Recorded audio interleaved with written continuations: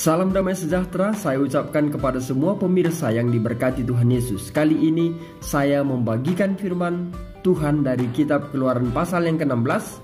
Tetapi sebelum saya meneruskan firman ini, saya mengucapkan banyak terima kasih kepada pimpinan Gereja Masehiat Penari ke-7 Uni Indonesia Kawasan Barat dan pimpinan Gereja Masehiat Penari ke-7 Daerah Sumatera Utara yang telah menyalurkan dana pelayanan masyarakat kepada jemaat yang merasakan dampak COVID-19 sebagai bentuk kepedulian terhadap umat-umat Tuhan di jemaat. Di mana jemaat yang saya gembalakan ada 2 keluarga yang mendapatkan bantuan Pelmas atau pelayanan masyarakat yang datang dari Uni Indonesia Kawasan Barat dan juga daerah Sumatera Kawasan Utara. Saya juga mengucapkan banyak terima kasih kepada donatur keluarga Bapak P. Nabitupulu Boru Nenggolan, Ibu Boru Nenggolan yang tinggal di Amerika, yang sudah peduli kepada umat-umat Tuhan di jemaat yang saya gembalakan. Doa kami keluarga Bapak selalu dalam lindungan kasih Yesus Kristus dan berkat Tuhan selalu berlimpah di tengah keluarga. Pemirsa Bakti Channel, bertolak dari kepedulian ini, saya mengangkat tema firman pada saat ini, Allah peduli, yang diangkat dari Keluaran pasal 16. Allah peduli dengan mengikuti proses yang ada dalam Keluaran pasal 16. Apakah prosesnya? Prosesnya adalah bekerja dan menuruti hukum Tuhan. Lalu yang kedua, dekat di hadapan Allah. Dan yang ketiga, mengingat Allah selalu peduli di tengah kehidupan umatnya. Pemirsa Bakti Channel, setelah orang Israel keluar dari tanah Mesir menuju tanah Kanaan, banyak mujizat yang telah Tuhan lakukan untuk bangsa Israel.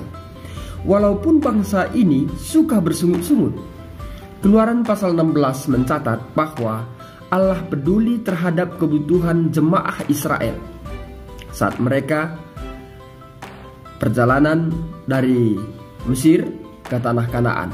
Tuhan memenuhi permintaan jemaah saat itu. Tuhan memberikan roti manna setiap pagi dan burung puyuh pada sore hari. Jemaah Israel dapat makan sampai kenyang. Sangat luar biasa. Pemirsa, perlu kita ketahui bahwa Allah peduli terhadap umat-umatnya. Tetapi umat-umatnya juga harus mengikuti proses yang Tuhan berikan. Keluaran 16 ayat 4.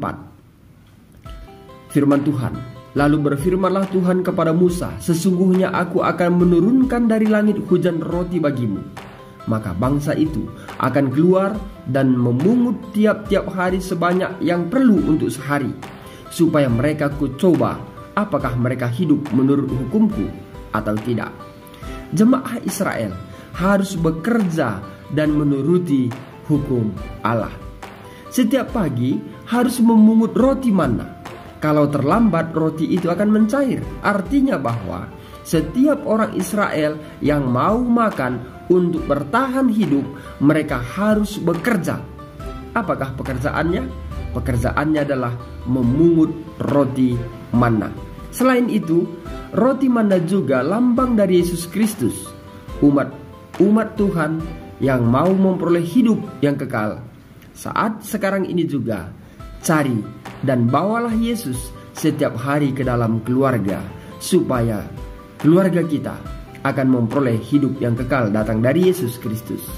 Pemirsa, untuk merespon kepedulian Allah terhadap umatnya adalah umat Tuhan harus menuruti hukum-hukum Allah. Dalam konteks ini, Allah berbicara tentang hukum penurutan. Yang pertama, jemaah Israel harus mengambil 1 gomer untuk 1 orang sesuai keperluan setiap keluarga selama 1 hari. Yang kedua, hari ke-6 harus diambil 2 kali lipat, karena hari ke-7 adalah hari Sabat Tuhan Allah, sehingga tidak ada yang boleh mengambil roti pada hari Sabat. Ternyata ada saja dari mereka yang tidak menurut. Mereka tetap mengambil roti manna pada hari Sabat, dan alhasil roti itu busuk dan tidak dapat dikonsumsi. Pemirsa, sama halnya untuk umat-umat Tuhan di akhir zaman ini. Kita harus merespon kepedulian Allah dengan menurut terhadap perintahnya. Saudaraku yang diberkati Tuhan Yesus, proses yang kedua adalah dekat di hadapan Tuhan. Keluaran 16 ayat 9, firman Tuhan, kata Musa kepada Harun, katakanlah kepada segenap jemaah Israel, marilah dekat ke hadapan Tuhan, sebab Ia telah mendengar sungut-sungutmu. Pemirsa yang diberkati oleh Tuhan Yesus, jemaah Israel diajak untuk dekat ke hadapan Allah, supaya orang Israel dapat lebih memahami siapa sebenarnya Allah yang melepaskan mereka dari tanah perbudakan. Bentuk ketidakdekatan jemaah itu adalah sungut-sungut. Mulai mereka keluar dari Mesir, Musa mencatat 3 kali bangsa itu bersungut-sungut. Hingga di pasal 16, Musa mencatat bahwa bangsa itu bersungut-sungut. Artinya adalah bangsa itu belum memiliki hubungan yang berkualitas dengan Tuhan Allah, yang selalu peduli kepada mereka. Iman mereka belum bertumbuh dewasa. Saudara dan saya bisa saja seperti jemaah Israel yang keluar dari Mesir, suka bersungut-sungut. Sedikit rintangan yang dihadapi, sungut-sungutnya bisa berkepanjangan.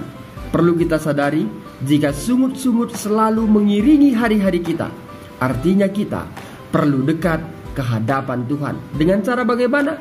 Dengan cara baca Alkitab dan berdoa dengan sungguh-sungguh.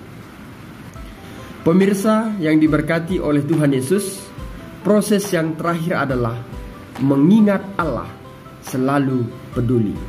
Keluaran 16 ayat 32 firman Tuhan, Musa berkata, beginilah perintah Tuhan, ambillah segomer penuh untuk disimpan turun-temurun, supaya keturunan mereka melihat roti yang kuberi kamu makan di padang gurun, ketika aku membawa kamu keluar dari tanah Mesir.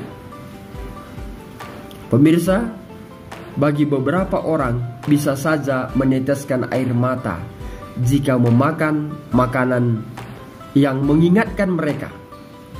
Bukan karena resep masakannya, tetapi ia mengingat saat masa-masa sulit yang telah dia lalui selalu menjadi